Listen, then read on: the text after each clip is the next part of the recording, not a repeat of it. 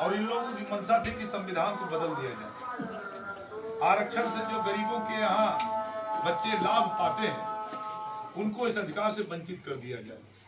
तमाम ऐसे कानून हैं जिनको बदल दिया जाए।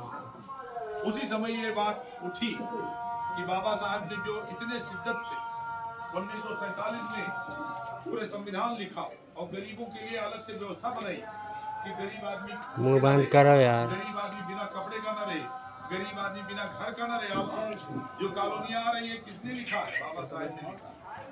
शिक्षा आपके बच्चों को पढ़ाई जाए और गाँव-गाँव में स्कूल बनाया जाए, ये बाबा साहब ने लिखा है। भाई अमीर तो कहीं पढ़ा लेगा लेकिन गरीब कहाँ पढ़ाएगा?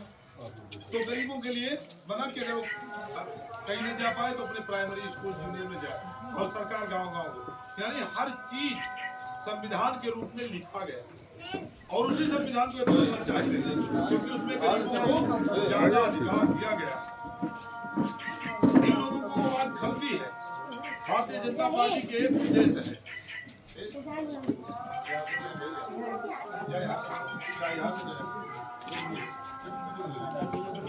भारतीय जनता पार्टी का एक उद्देश्य है, वो चाहते हैं कि गरीब आदमी गरीब बना रहे।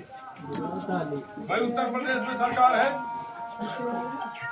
उत्तर प्रदेश में सरकार है, दिल्ली में सरकार है, खजाने पे बैठे हो, सारे अधिकार आपके पास हैं, लेकिन क्या इस 15 साल में 2014 से सरकार है भाजपा की? कितने साल हो गए भैया? 2014 से भाजपा सरकार बनी। क्या आपके गांव में गरीबी खत्म हुई? गरीबी तो खत्म नहीं हुई, ऊपर से छुट्टा जानवर आ गए। छुट्टा जानवरों की वजह से गरीब परेशान हुआ कि नहीं परेशान हुआ? आपके गैस के दाम बढ़ा दिए गए। सपा की सरकार में 400 रुपए में गैस होती थी, आज कितने में हो गई? अब सोचो कि गरीबों को कितना बड़ा भार पड़ रहा है। टाटा को पड़ रहा है 400 रुपए, कोई फर्क नहीं पड़ेगा, लेकिन 400 रुपए जो गरीब का बढ़ा। भारतीय जनता पार्टी क्या नहीं जानती कि गरीब के पास 400 रुपया पहले नहीं ला पाती थी, फिर 400 900 कहां लाएगी, 500 रुपया और बढ़ गया। लड़कियों को कन्या पे इंटर पास करती थी लड़कियां, 25,000 रुपया मिलता था। भारतीय जनता पार्टी ने उसको खत्म किया कि नहीं खत्म किया? आपके अधिकार को सब खत्म होगा। तमाम लोगों को 25,000 रुपया मिलता रहा होगा, चाहे वो कोरी हो, चाहे मौर्या हो, चाहे बर्मा हो, चाहे भुजवा हो, चाहे तेली हो, चाहे यादव रहा हो, चाहे बर्मा रहा हो, मिलती थी नहीं मिलती थी? और 25,000 खत्म कर दिया गया। तो 25,000 सरकार का आपके घर में आने से रुक गया। आपके बच्चों को साइकिल दी जाती थी, वो भी रोक दिया गया।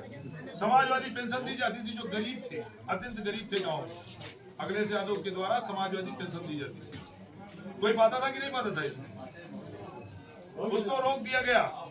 अब बताइए कि इनकी मंशा क्या है? जब गरीबों को दिया जा रहा है स्कीम आप रोक रहे हैं, ऊपर से छुट्टा जानवर छोड़ रहे हैं। तो भारतीय जनता पार्टी की एक ही नीति है कि गांव का जो गरीब है वो गरीब बना रहे। क्यों? क्योंकि उनकी फैक्ट्रियां लगी हैं, उनके कारखाने हैं, उनके यहाँ नौकरी कौन करने जाएगा? जब अखिलेश यादव सबको मजबूत बना देंगे, सबको बड़ा आदमी बना देंगे, सबको नौकरी मिल जाएगी, तो उनके फैक्ट्री में काम करने कौन जाएगा? इसलिए भारतीय जनता पार्टी की एक ही लक्ष्य होता है कि गरीब गरीब बना रहे। इसीलिए माननीय अखिलेश यादव जी ने जब उन्होंने संविधान बदलने की बात कही तो माननीय अखिलेश यादव जी ने कहा कि हम बाबा साहब के सम्मान में ठेस नहीं पहुंचने देंगे। बाबा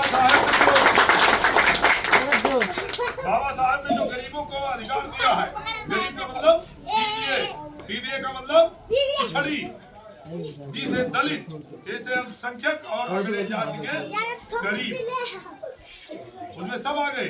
जो बाबा साहब ने इनको अधिकार दिया, आरक्षण दिया, जो भी दिया है, हम उसको बदलने नहीं देंगे। माननीय अखिलेश यादव जी ने सबका आह्वान किया कि भारतीय जनता पार्टी को रोकना होगा, संविधान बदलने से रोकना होगा। सब लोग एक हो गए और उत्तर प्रदेश में आधी से ज्यादा सीट जीत ली। और आधी से ज्यादा जीतने का परिणाम क्या हुआ? आपकी एकजुटता का परिणाम क्या हुआ? दिल्ली में जो मोदी सरकार निरंकुश सरकार हो गई थी, गरीबों के आरक्षण को खत्म करना चाहती थी, संविधान को बदलना चाहती थी, उनके हाथ पे बंदिश लग गई। और इसका मतलब क्या होता है? जितनी सीटें होती है उसका अगर आधी सीटें आप पा जाते हैं तो सरकार बना लेती है। 80 सीट उत्तर प्रदेश में थी। हाँ मैंने ले लिया। 80 में से कांग्रेस और सपा ने मिलकर के 43 सीट जीत ली। अब 43 के हिसाब से अगर विधानसभा कर दिया जाए तो एकदम सपा की सरकार आ रही कि नहीं आ रही है? आ रही। सरकार आ रही है, किसी का कोई काम नहीं होगा। लेकिन हमें पीडीए को एकजुट रखना होगा।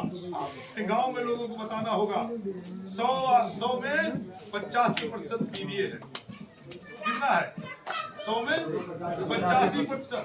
अगर आपके गांव में 1000 आबादी है तो लगभग 750 लोग पीडीए के। पीडीए मतलब पिछड़ी, दलित, अल्पसंख्यक और थारवड में ठाकुर, बावन, लाला, गुप्ता में से गरीब लोग। इनको मिला के आपकी आबादी हो जाती है 85%। माननीय अखिलेश यादव जी ने कहा है कि हमारी सरकार आएगी तो हम गणना कराएंगे।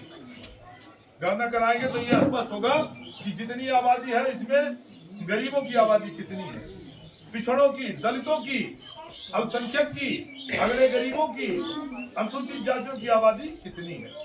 और वो कह रहे हैं कि जब हम जनगणना कराएंगे और 85% हमारी आबादी है कंफर्म हो जाएगी तो हम 100 नौकरियों में से कितनी नौकरी देंगे? 75 नौकरी देंगे। इसमें से कितने लोग इंटर और हाई स्कूल में है? नवयुवक कोई है? आरक्षण कितना मिलता है आपको? जब 1000 नौकरी मिलती है तो उसमें से 500 आरक्षण मिलता है आपको। किनको? पीडीए को। पीडीए मतलब पिछड़ी, दलित मिलता है। अब जाकर 35% कहा जा रहा है आबादी की। अखिलेश यादव जी ने कहा है कि 35% हमारे हक को कहीं और ले जा रहे हैं। तो जो हमारी गणना होगी तो हम आरक्षण को बढ़ाने की मांग करेंगे कि हमें जब हम 85% हैं तो हमको 85%, 100 में 75 नौकरी हमको चाहिए। यानी 10,000 अगर पुलिस की नौकरी आएगी तो 10,000 में 7,500 नौकरी पीडीए समाज को मिलेगा। लेकिन इसके लिए आपको एकजुट होना होगा, आपको समझाना होगा।